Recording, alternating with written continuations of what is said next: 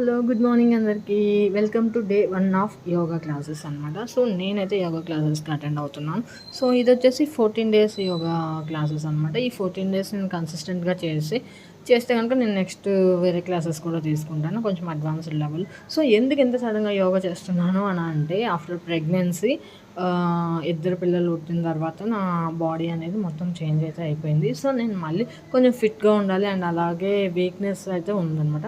So అదన్నీ కూడా overcome చేయడానికి నేను యోగా క్లాసెస్కి అయితే తీసుకుంటున్నాను యోగా క్లాసెస్ని. అండ్ ఇక్కడ వచ్చేయండి, మా చిన్నోడు ఆన్ అండ్ ఆఫ్ చేస్తున్నాడు అనమాట. వీడియో తీయమన్నప్పుడు వీడియో తీస్తున్నాడు, ఆపమన్నప్పుడు ఆపుతున్నాడు అనమాట. సో సచ్ ఏ క్యూట్గా వాడు ఈ వయసులోనే 2 సంవత్సరాలు వాడికి, ఈ వయసులోనే వాడు చెప్పిందని చేస్తున్నాడు.